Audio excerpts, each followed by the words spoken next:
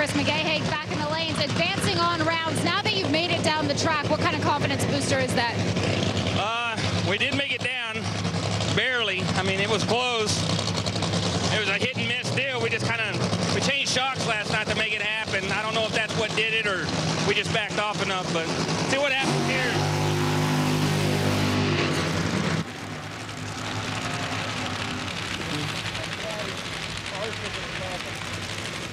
Burnout's complete for Robert Hight and Alexis Dejoria. One of those two will be the next opponent for Del Worsham. Del, at about 660 feet down the track in the right lane, is a significant patch. What happens when you get there? When you get there, the car absolutely, RPMs go up and the car spins very hard. You keep both hands on the wheel, keep it going straight, it comes right back down and shoots through there.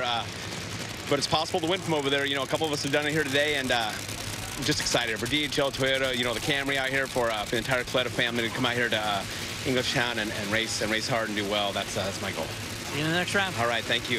And if everything goes right for Del, love to race his teammate, Alexis Dejoria, who's up now against Robert Hight. That's some of the things that you ran into, hitting that patch in that right-hand lane. What can a crew chief do to get it through that spot? I think some of the things I saw that Brian and Mark have done is when you go up there, obviously we didn't hit it right that session because we were trying to go hard. You can actually take some timing out of it right there. You can knock the timing down, let the car breathe a little bit, let it labor, or you can put the wing up a little bit to make it press into that patch a little bit more to give you a little bit more traction. But regardless of the fact, any high horsepower car, when you hit that spot, is going to loosen up right there. And the thing about it is to have a lot of momentum before you get there, and I think that's what these funny cars are doing to get through it.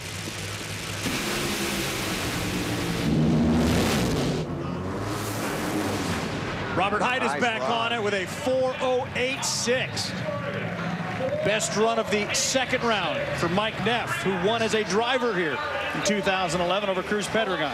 We talked about Mike Neff giving Robert Hight the tune-up in the first round, softened up through the middle, ran a 4:12. He lost the lane choice, but you can see right here, obviously he stepped it up to run that 4:08 elapsed time.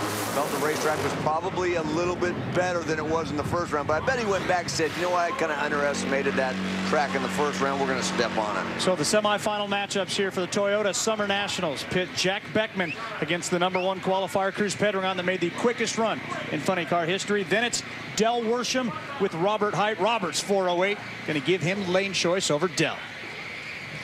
Well, Dave Connolly advancing on, but you face Erica. She's leading the points. She's also your old driver. When you have to go up against somebody like her, what do you do mentally? You know what? It's they definitely have a bad hot rod right now, and you know, she's doing a good job driving. They're turning on a lot of wind lights, but even though they outran us a full half a second first round in our wild crazy lap, you know, I still like our chances. If not, I wouldn't have pulled up in the lanes. But we think we got it detuned enough for this track, and hopefully we can get down there and turn the wind light on for Charter Communications and our whole Gray Motorsports team. So we'll see what happens. It should be fun. Thank you.